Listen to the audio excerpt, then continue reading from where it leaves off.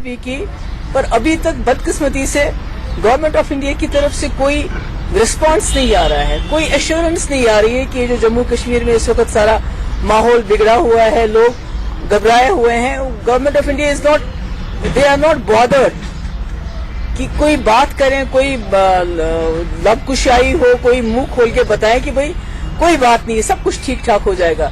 और आज हमने जो हमारी तमाम जमातें हैं, पीडीपी, नेशनल कॉन्फ्रेंस जो है, पीसी है, पीडीएफ है, बाकी भी जितने भी हमारे जमात हैं, इंडिपेंडेंस हैं, शाह फैसल साहब की जमात है, तारिक आमी साहब, हम सब ने एक फैसला किया था कि हम कहीं मिल बैठ के कुछ बात करेंगे आपस में, और इसलिए हमने एक होटल का इंतखाब किया था 6 बजे के लिए। पर अनफॉर्चुनेटली पुलिस ने उनको तमाम, मैंने सुना है कि होटल्स को एडवाइजरी जारी की है कि आप किसी भी पॉलिटिकल पार्टी की मीटिंग यहाँ नहीं होने देंगे। तो इसलिए हमें वो वहां से कैंसिल करके अब हमें घर पे रखनी पड़ी वो शाम को 6 बजे, ताकि हम सब पार्टी जो हैं, मुझे खुशी है फारूक साहब से मेरी बात हुई, उनकी सेहत तो ठीक नहीं है, पर उन्होंने कमिटमेंट की कि उमर साहब आएंगे, बाकी भी तमाम साथियों से बात हो गई। तो मुझे लगता है इस वक्त हमारे लिए, जम्मू कश्मीर के लोगों के लिए सबसे ज्यादा जरूरी है कि जो यहाँ जो मेन स्ट्रीम पार्टीज हैं, जो दूसरी जमातें हैं, मैं तो कहती हूँ जो अलायदगी पसंद भी हैं, जो समाजी जमातें हैं, जो सिविल सोसाइटी है, जो ट्रेड यूनियंस हैं, जो मजहबी ऑर्गेनाइजेशंस हैं, सबको इकट्ठा होके, यूनाइटेड होके इस वक्त पूरे मुल्क को ये बताना है कि भाई आप जो करने जा रहे हैं उसके नताइज शायद आज या कल में नहीं, पर आने वाले वक्त में इतने खतरनाक होंगे कि शायद उसका अंदाजा नहीं होगा, न सिर्फ जम्मू कश्मीर या मुल्क बल्कि पूरा जो बरसगीर जो है उसकी लपेट में आएगा। थैंक यू, शुक्रिया। आज दिल्ली में मीटिंग काफी हुई है, तो उसको लेके क्या लगता है? नहीं, क्या लगता है, मैं कहती हूँ कि हमें बताएं कि वो क्या करने वाले हैं, कोई कुछ बताता ही नहीं है। यहाँ इतना पैनिक है, इतनी घबराहट है लोगों में, तो ये तो समझ नहीं आता है कि हमने आज से 70 साल पहले इतने बड़े मुल्क के साथ इतनी मुश्किलात के बावजूद हाथ मिलाया, कुछ सोच समझ के, और आज हमारे साथ ये हो रहा है। तो मुझे लगता है इसके नताइज बहुत ही खराब होंगे, खतरनाक होंगे पूरे मुल्क के लिए, पूरे बरसगीर के लिए। अगर 35A के साथ छेड़छाड़ की गई तो आपकी स्ट्रेटजी क्या रहेगी? वो तो हम आपस में बैठ के डिस्कस करेंगे ना। आज जब हम सारी तमाम जमातें बैठ के, जो हमने फैसला किया है तमाम जमातों ने, हम बैठ के कोई बात करेंगे, कोई फैसला करेंगे कि हमें क्या करना चाहिए आगे चल के। अब मुझे नहीं मालूम शाम को मिलने भी देंगे कि नहीं देंगे, क्योंकि इस वक्त तो होटल में इन्होंने मिलने ही नहीं दिया। उनको एडवाइजरी जारी की कि भाई आप होटल, किसी भी होटल में कोई पॉलिटिकल जो है पार्टी की मीटिंग नहीं होने देंगे। तो अब पता नहीं शाम को 6 बजे रखी है, अल्लाह ताला बेहतर जानता है कि क्या होगा। जैसे यहाँ पे पॉलिटिकल पार्टीज जैसे अपोजिशन, लेकिन अभी तक ये बात नहीं बताई गई कि आखिर नरेंद्र मोदी की ओर से क्या, मतलब उनकी क्या उन्होंने क्या डिसीजन दिया या क्या बोला कि उनका क्या फैसला था? क्या आपकी कोई बात? मेरा ख्याल है कि आप भी यहाँ जो है इस वक्त यहाँ इस जम्मू कश्मीर के रहने वाले बाशिंदे हैं, आपको भी कोशिश करनी चाहिए इस वक्त कि हम तमाम, बजाय इसके कि जमातों के बीच में कोई इख्तिलाफ पैदा करने के बजाय कोशिश करनी चाहिए कि हम तमाम जमातें एक दूसरे को सवाल जवाब के दायरे में खड़े करने के बजाय एक दूसरे के साथ हाथ मिला के इस वक्त इस आफत का मुकाबला करें। मैम कहना चाहेंगे? देखिए, हम क्या कहें, हमें लगता है कि खुदा ना खास्ता जो जम्मू कश्मीर के ऊपर इस वक्त आफत तारी हो रही है, उस मुसीबत से बड़ी शायद कोई मुसीबत नहीं हो सकती जो बॉर्डर पे हो रहा है, जहां हमने सुना कि कई सिविलियन कैजुअलिटीज हुई हैं। वो बहुत ही बुरा है, कंडेमनेबल है। क्लस्टर बॉम्ब्स का भी हम सुनते हैं कि इस्तेमाल हो रहा है, बहुत बुरा है। ये काम तो इसराइल का है, ये काम तो जो हमारा मुल्क तो गांधी का मुल्क है, तो यहाँ तो ये काम नहीं होते हैं। तो अगर हो रहे हैं तो मुझे लगता है बहुत बुरा है। Thank you so much, thank you governor साहब।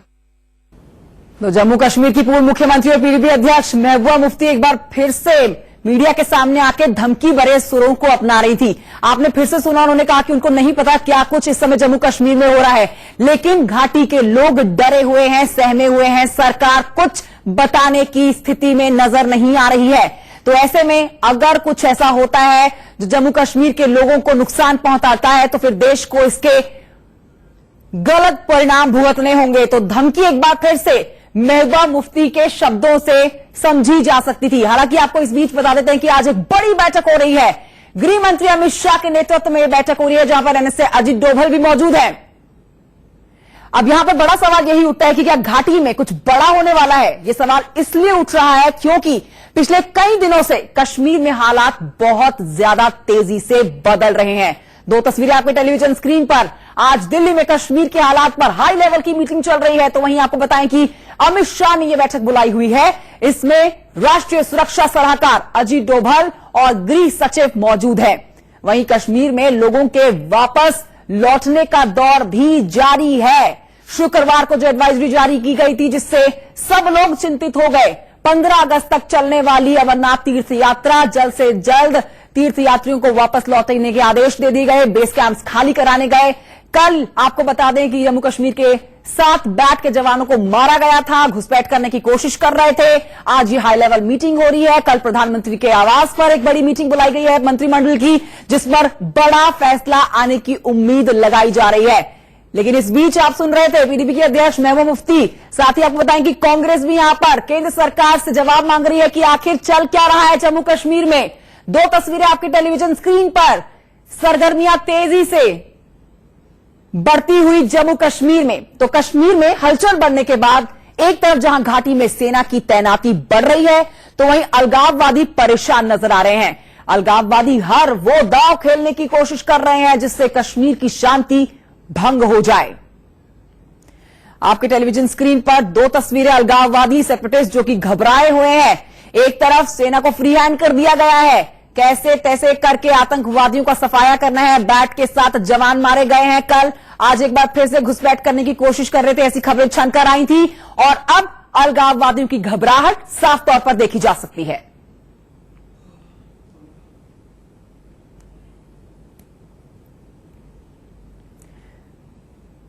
आगे बढ़ रहे हैं इस वक्त की बड़ी खबर आपको बताते हैं। जम्मू कश्मीर से बड़ी खबर है, जहां पर घुसपैठ की कोशिश नाकाम हुई है। मेंढर सेक्टर में हुई थी यह घुसपैठ की कोशिश। सूत्र बता रहे हैं घुसपैठ की कोशिश नाकाम कर दी गई है। बहरहाल आपके सामने तस्वीरें वो हैं जिनमें कल 7 बैट के जवान ढेर किए गए देश की सेना के द्वारा। कल भारत ने ढेर किए थे बैट के 7 जवान। बड़ी कामयाबी, घुसपैठ करने की कोशिश कर रहे थे, देश की शांति भंग करने की कोशिश की जा रही थी और देश के सैनिकों की गोली का निशाना बने। इससे पहले कल जम्मू कश्मीर में भारतीय सेना ने खूंखार कहे जाने वाले पाकिस्तानी बैट कमांडो को ढेर कर दिया था। मारे गए 7 बैट कमांडो और आतंकवादी एलओसी पर केरन सेक्टर में घुसपैठ की फिराक में थे। एलओसी पर सेना का बड़ा एक्शन। पाक के बैट घुसपैठियों का किया सफाया। 36 घंटों में 5 से 7 बैट कमांडो ढेर। जम्मू कश्मीर में पिछले 36 घंटों में भारतीय सेना पाकिस्तान के छक्के छुड़ा रही है। भारतीय सेना ने पाकिस्तान की बॉर्डर एक्शन टीम यानी बैट की घुसपैठ को नाकाम कर दिया है।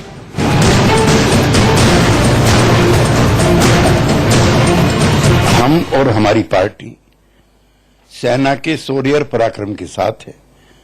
पाकिस्तान के द्वारा या घुसपैठियों के द्वारा की गई कोई सी भी कार्रवाई से निपटने के लिए भारतीय सेना सक्षम है और हम उसे सलाम करते हैं। जम्मू कश्मीर में पिछले 36 घंटों में भारतीय सेना पाकिस्तान के छक्के छुड़ा रही है।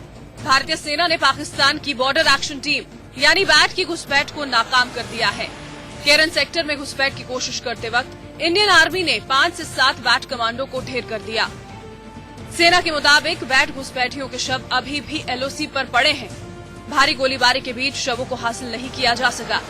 तस्वीरों में 4 शव देखे जा सकते हैं जो अभी भी एलओसी पर ही पड़े हैं। दरअसल ये घटना 31 जुलाई और 1 अगस्त के दरमियानी रात की है, जिस वक्त पाकिस्तान के ये बैट कमांडो एलओसी पर केरन सेक्टर की तरफ घुसपैठ की फिराक में थे, लेकिन भारतीय सेना ने इनकी इस नापाक कोशिश को नाकाम कर दिया। अजय जांडियाल के साथ टीम इंडिया न्यूज।